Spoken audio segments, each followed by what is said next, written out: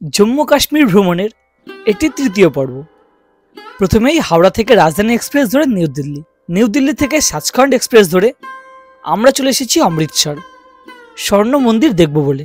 অমৃতসর মানেই শিখ ধর্মের সবচেয়ে গুরুত্বপূর্ণ আধ্যাত্মিকতার স্থান, যা আমাদের কাছে সুপরিচিত স্বর্ণ মন্দির, যা দেখলে প্রাণটা জুড়িয়ে যায়। আসলে ঈশ্বর, আল্লাহ বা ভগবান একজনই, তিনিই সত্য, তিনিই সৃষ্টি। তার কোনো ভয় নেই, কোনো ঘৃণাও নেই, সব জায়গাতে তিনি বিরাজমান।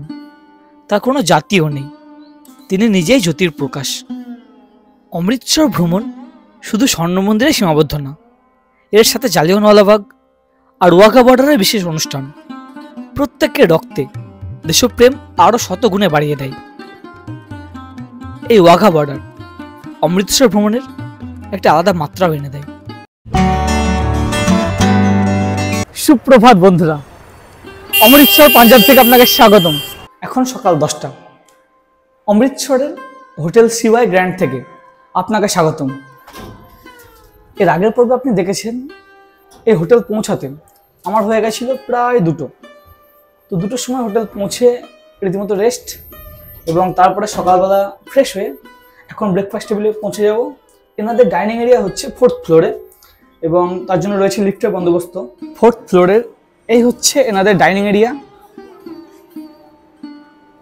অ্যাকচুয়ালি আমাদের জার্নি শুরু হয়েছে 1 তারিখে, তবে যেহেতু 2 দিন প্রায় আমরা ট্রেনে জার্নি করেছি, এক একজন এক এক কামরাতে, তো সকলের সঙ্গে পরিচয় করানো হয়নি। তো ব্রেকফাস্ট টেবিলে আমি সকলের সঙ্গে পরিচয় করিয়ে দেবো। এপাশে রয়েছে গৌতম দা। দাদা হ্যালো, গুড মর্নিং। মানস দা রয়েছে, গুড মর্নিং দাদা। আর সেদিকে ম্যাডাম রয়েছে, এদিকে মানসদার মেয়ে, তোমার নাম কি? সায়নী। আচ্ছা, এদিকে কাকিমা রয়েছে,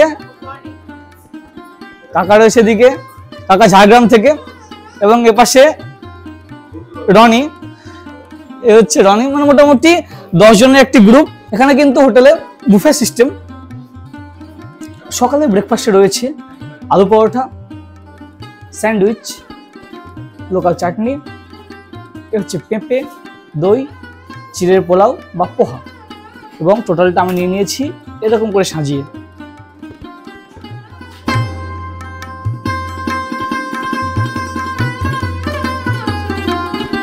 বেলা 12টা। হোটেল থেকে বার হয়ে পড়লাম সাইট সিন করার জন্য। এই যে রোড, এটি হচ্ছে মোহন সিং রোড। এটি মোহন সিং গেট, দেখতে পাচ্ছেন মিশনারি গেট, এবং এটি অপোজিটে রয়েছে আমাদের হোটেল সিওয়াই গ্র্যান্ড। এবং হোটেল থেকে যেহেতু গোল্ডেন টেম্পল এবং জালিয়ানওয়ালাবাগ খুবই কাছে, এবং এই সমস্ত চত্বর একটু পায়ে হেঁটে ঘুরবো সেরকম চিন্তা ভাবনা করেছি, সেই কারণেই পায়ে হেঁটে আস্তে আস্তে আগে চলেছি।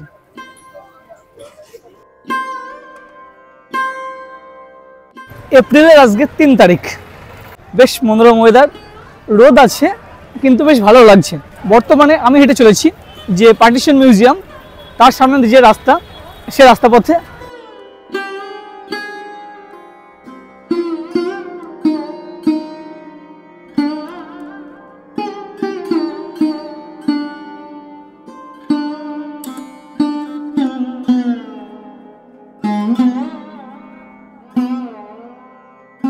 গ্যাংটকে যেমন এমজি মার্গ বা দার্জিলিংয়ে যেমন ম্যাল রোড, অমৃতসর পাঞ্জাবের এ হচ্ছে তেমন জমজমাট জায়গা, মার্কেট মতো, এবং পরিবেশটা অনেকটা ওরকম ফিলিং দিচ্ছে, অনেকটা এমজি মার্গের মতো ফিলিং দিচ্ছে। এই যে ফটক এবং এই যে বাজার, এখান থেকে আমরা অলরেডি গোল্ডেন টেম্পলের চূড়া দেখে নিয়েছি। এখান থেকে হচ্ছে আর 300 মিটারের পথ। এবার বলবেন যে আমার হাতে টুপি কেন বা মাথায় এসব কেন? অ্যাকচুয়ালি গোল্ডেন টেম্পলের ভিতরে এই ক্যাপ পরে কিন্তু অ্যালাউ না, যেহেতু পবিত্র জায়গা এবং খালি মাথায় প্রবেশ নিষেধ, সেই কারণে কাপড় পরে প্রবেশ করতে হবে বা রুমাল বাঁধতে পারেন। মন্দিরের বাইরে এরকম অনেক দোকান আছে, সেখান থেকে নিতে পারেন, বা অনেকে বিক্রি করছেন 20 টাকা 30 টাকা করে নেবেন, করে নিতেই পারেন।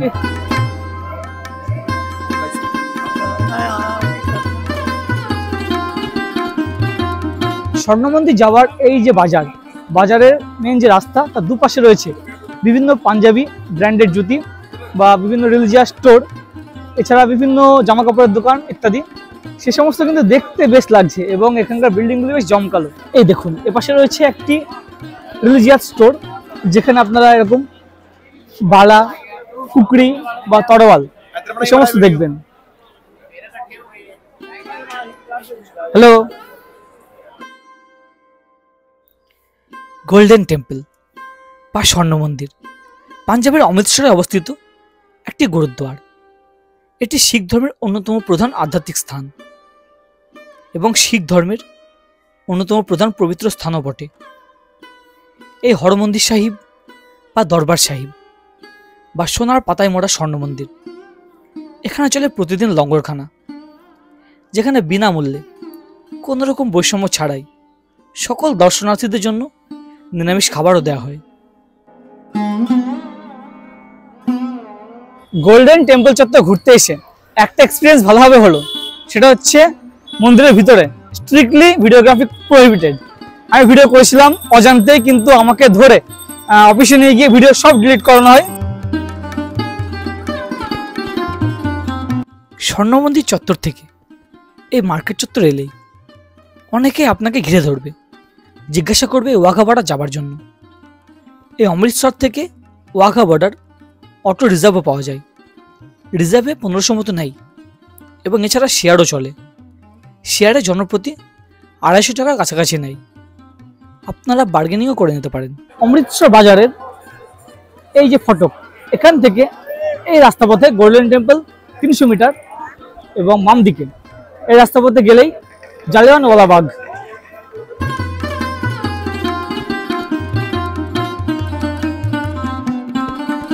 সালটা 1919, 13 এপ্রিল।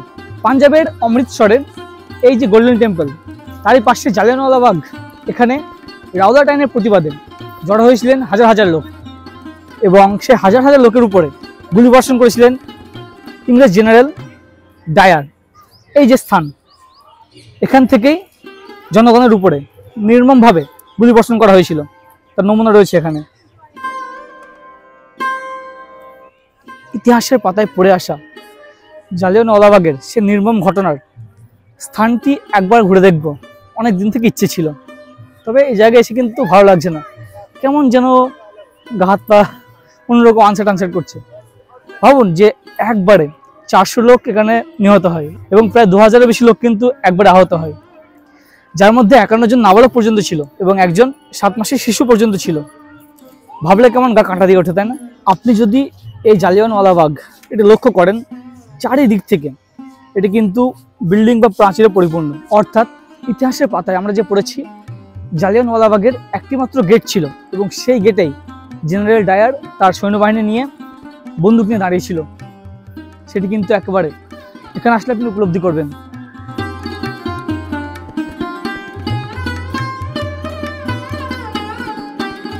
প্রায় 105 বছর আগে ঘটে যাওয়া সে ঘটনার এখনো চিহ্ন কিন্তু এখানে রয়ে গেছে।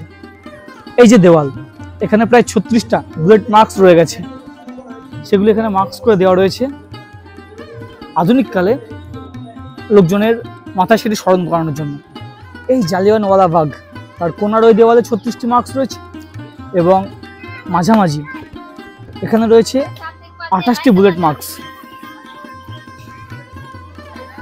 আমার কিন্তু দেখাতে মোটেও ভালো লাগছে না, তবুও যেহেতু এসেছি সেই কারণেই আমি আপনাকে ঘুরে দেখাচ্ছি। যে সমস্ত জায়গায় বুলেট সরাসরি লেগেছিল সেগুলি কিন্তু এখানে সরাসরি স্কোয়ার করে দেওয়া রয়েছে, মার্কস করে দেওয়া রয়েছে। এই দেখুন কতটা গভীরে ঢুকে গেছিল সব।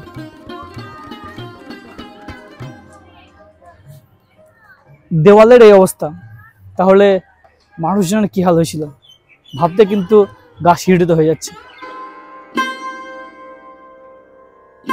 তবে বর্তমানে টুরিস্ট যেনারা আসছেন, তেনাদের সুবিধার্থে ইতিহাসকে স্মরণ করানোর জন্য এরকম প্রাচীরের কাছে রয়েছে একাধিক গ্যালারি। পুরনো দিনের ইতিহাস বা রাওলাট আইনের প্রতিবাদে যে ইতিহাস, সেগুলি স্মরণ করানোর জন্য। সত্যি জায়গাটা একটু অন্যরকম মতো। 3:26 স্বর্ণ মন্দির চত্বর এবং জালিয়ানওয়ালা বাগ ঘুরে দেখার পরে আবারও চলে এলাম হোটেল চত্বর, একটু ফ্রেশ হয়ে নেওয়া। এবং এখন আমরা চলেছি ওয়াঘা বর্ডার। ওয়াঘা বর্ডার যাওয়ার জন্য আমাদের গাড়ি অলরেডি হোটেলের সামনে এসে হাজির। শুধু ওয়াঘা বর্ডার না, এই কদিনে আমাদের বাহন হচ্ছে এই গাড়ি, টেম্পো ট্রাভেলার্স। 15 সিটের এই যে টেম্পো ট্রাভেলার্স। চলুন ভিতরে যাই, চলো।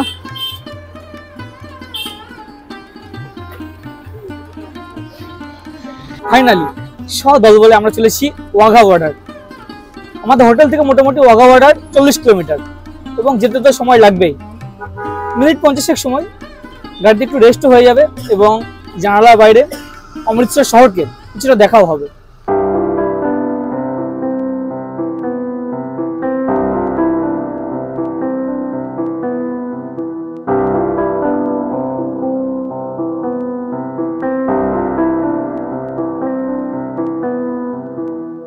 আমরা এসে পৌঁছে গেলাম ইন্ডিয়ার দিক থেকে লাস্ট ভিলেজ আত্তারি, এবং এই হচ্ছে ওয়াঘা বর্ডার।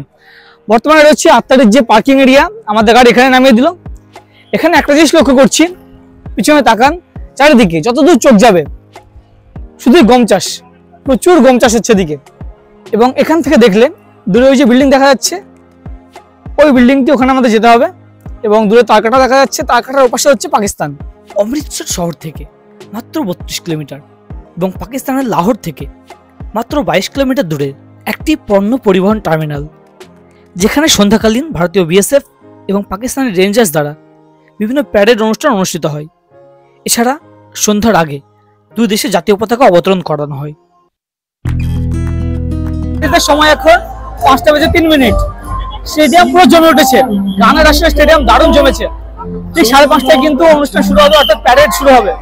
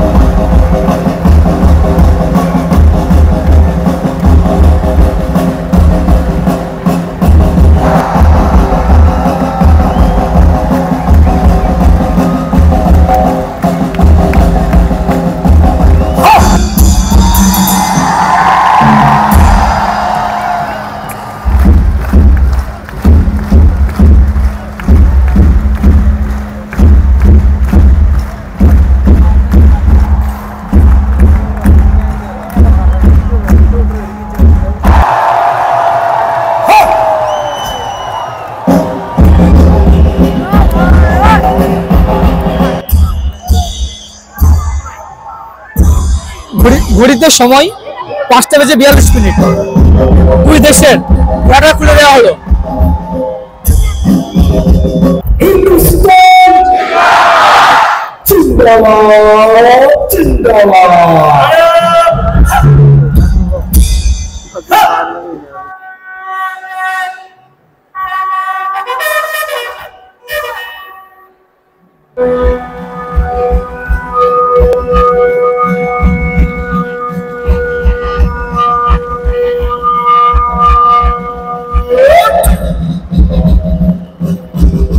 সত্যি এই ওয়াঘা বর্ডারের পরিবেশ আপনার মধ্যে দেশপ্রেম আরো বেশি করে জাগিয়ে তুলবে। আমার কিন্তু অমৃতসরের ওয়াঘা বর্ডার দারুণ লাগলো। আপনারা যারা এসেছেন অবশ্যই নিচে কমেন্ট করে জানাবেন আপনাদের কেমন লেগেছে।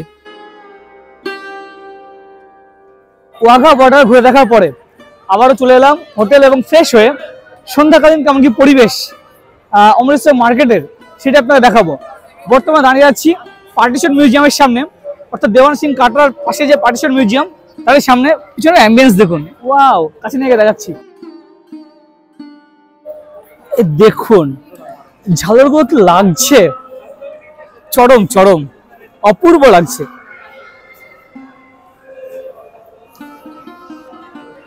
এই শহরের দিনের সৌন্দর্য একরকম এবং সন্ধ্যা পরে সৌন্দর্য অন্যরকম, কারণ এই যে বিল্ডিংগুলি বা স্থাপত্যগুলি, সেগুলোতে লাইটগুলি জ্বলছে না, এই স্থাপত্যের সৌন্দর্য আরো বাড়িয়ে তুলেছে। এই জায়গার অ্যাম্বিয়েন্স সত্যি দারুণ, বেশ খোলামেলা পরিবেশ এবং লাইটিং নিয়ে এই জায়গা দারুণ লাগছে। তো এই জায়গা রয়েছে বিভিন্ন ক্যাফে, আমরা এখানে না বসে পারলাম না। ক্যাফের সামনে দেখুন বিভিন্ন টেবিল এবং চেয়ারের বন্দোবস্ত, বেশ লাগছে সেই ঐতিহাসিক ব্যাপার স্যাপার। এখানে রয়েছে একাধিক ক্যাফে দেখতে পাচ্ছি, ওদিকে ফ্যাট টাইগার রয়েছে, ডোমিনোজ আছে বা আম্বারসারি ফুড স্ট্রিট রয়েছে, বিভিন্ন খাবার রয়েছে। আমরা এখানে এসে মেনু কার্ড দেখলাম, এই দেখুন ফ্যাট টাইগারের মেনু কার্ড রয়েছে এবং এখানে চাই বিস্কুটের মেনু কার্ড রয়েছে। প্রথমে আমরা এর মধ্যে স্লাইডসে বান মাস্কা, যে জিনিসটা কিন্তু আমি সচরাচর দেখিনি বা আমাদের এলাকায় বা বাংলায় আমি এই জিনিসটা জানি না কি জিনিস, প্রথমবার ট্রাই করবো বান মাস্কা। এবং এছাড়া যদি অন্য কোনো ডিশ এখানে দেখি, আগে বান মাস্কা ট্রাই করার পরে পরবর্তী ডিশ ট্রাই করবো এবং আপনাকে দেখাবো। চলে এসেছে বান মাস্কা। প্রথমে ভাবছিলাম কি না কি হবে। এ হচ্ছে ব্রেড, ব্রেডের ভিতরে দেখতে পাচ্ছেন যে চিজ দিয়েছে এবং তা দিয়ে মশলা দিয়ে একটু সেঁকে দিয়েছে। আর উপরে রয়েছে তিল দিয়ে দিয়েছে। এ হচ্ছে বান মাস্কা, 49 টাকা এবং এর সঙ্গে সাথে একটা টমেটো কেচাপ। এই জায়গা আপনি দিনের মধ্যভাগেও দেখেছেন এবং রাত্রিতেও দেখছেন, কেমন লাগছে বলুন রাত্রির সৌন্দর্য। বন্ধুরা, এই ছিল আমার একদিনের অমৃতসর ভ্রমণ। ভিডিওটি আপনাদের কেমন লাগলো অবশ্যই নিচে কমেন্ট করে জানাবেন। সাথে থাকুন, দেখতে থাকুন। চ্যানেলটি এখন সাবস্ক্রাইব না করে থাকলে আজই সাবস্ক্রাইব করুন। অনেক অনেক ধন্যবাদ।